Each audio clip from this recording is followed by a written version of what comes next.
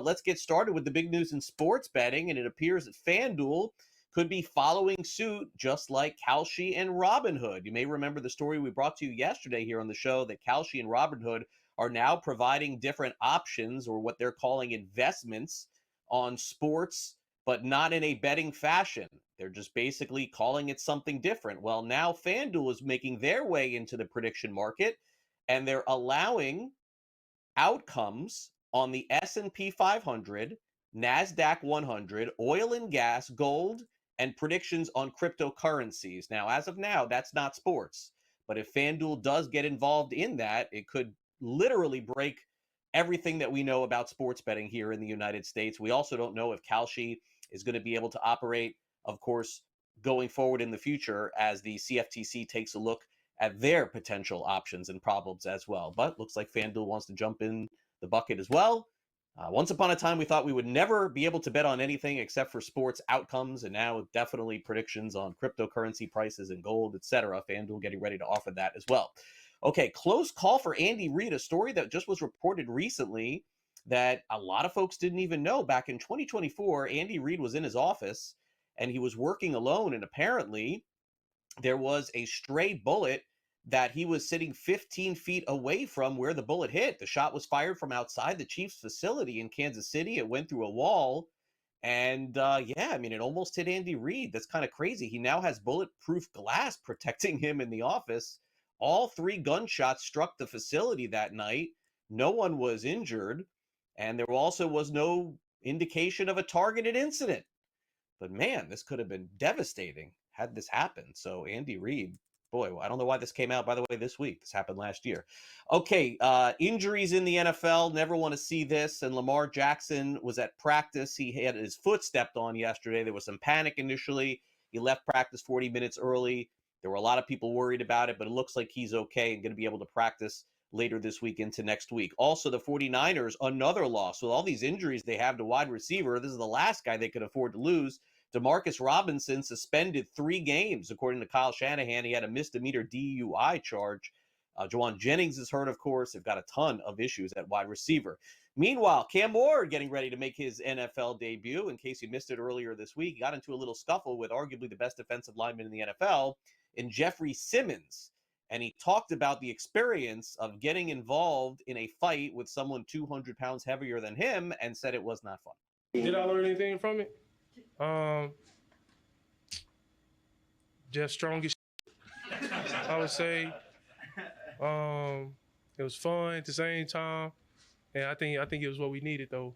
I mean, we love competing, especially me, Jeff, and I'm excited to have that man as my teammate. And so I can't wait to see what he do. Sundays I already know what he about, but I get to see the real thing coming soon. Have y'all kidded about that since? What's the conversation been like post scuffle, if that's what you're gonna call it? Well, that's me and Jeff relationship. I wake up, I get here, he damn near the first one I'm ready to talk to. So, and he the first one who come in my head every day at practice. So he lets me know. And so I'm excited to have him as my teammate. I mean, I think the biggest thing about Jeff is that he goes hard every play. Y'all get a chance to see it out here in practice, and he's somebody who you look up to as a young guy because of how hard they work, on and off the field in the community that Jeff does. But he's a great team player. He's a great teammate, and I'm just excited to, I'm not the one getting hit by him. New York Jets signed a couple of players as well, defensive players. They signed Harrison Phillips and Joanne Briggs, defensive tackles. Also, by the way, quick note, just to update on the Ravens practice today, Lamar Jackson not practicing, still a couple of weeks, so first game of the season. Meanwhile, maybe now we know why Kyle Tucker has struggled so much in this first baseball season with the Chicago Cubs. Apparently, he had a fracture in his right hand, and that has affected him since the month of June, which does add up considering he hasn't done anything since the summer began in June and July. Now they're giving him a few days off, although Tucker is apparently fully healthy. Very complex issue here, it seems like, with Tucker. But here's Craig Counsell on the dynamics. Yeah, I mean, I think that's kind of out there. He injured his hand in a slide. Initial X-rays were negative. Sat out a day. I think we had an off day. Sat out a day. Pinch hit the next day, and then he was kind of sore but good to go. he was sore for a little while, but was able to play. We did some more imaging, and it showed a small fracture that was healing. And that's it.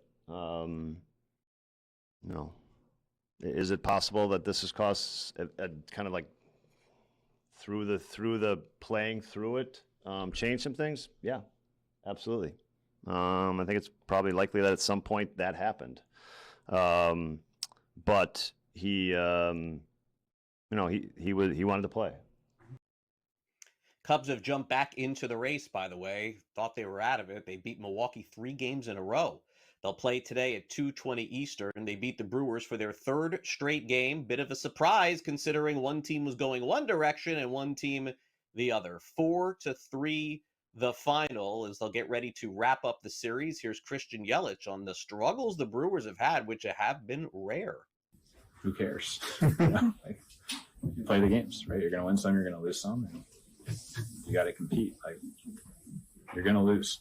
It's how you lose is what matters. Like, if we were doing a bunch of stuff wrong, if we weren't competing the right way, if you're feeling sorry for yourself, that's one thing. If you're competing really hard and you're fighting and you're putting good swings on balls, you're doing the things that you need to be doing, and you still lose. That's the sport, right? Like, it's a lot of things in baseball are out of your control. You can do everything right in this game and not be rewarded for it. I'm happy with the way that we're competing. Are things not going our way right now? Sure. But that was coming. Like, we knew that was coming. Told you guys that was coming. It's how this sport works. Nobody's panicking. I know that would be a good narrative, and that would be like a cool thing to have out there. Like, just being full panic after losing 3 losses. Like, yeah, they're a good team. So are we. Padres seem to be a good team, except for when they're playing the Dodgers. They take care of the Giants yesterday, 8-1. Manny Machado, Ryan O'Hearn hit home runs. Josh Bell homered, drove in 2 runs. Nationals beat the Mets 5-4. As far as the Yankees are concerned, a little bit of a roller coaster yesterday. Cam Schlittler took a perfect game into the 7th inning. Giancarlo Stanton also hit a pinch hit 2-run home run in the 10th. That gave the Yankees a 6-4 win, although Devin Williams a little shaky there yet again, but got out of it. All right, Pirates take 2 out of 3 from the Blue Jays. 2-1 win. Tommy Pham, a couple of runs driven in, and don't look now, but the Tigers completed a 3-game sweep against a team that they may have to face off with to get to the World Series. Tigers win 7-2. Charlie Morton, 8 strikeouts in 6 innings pitched.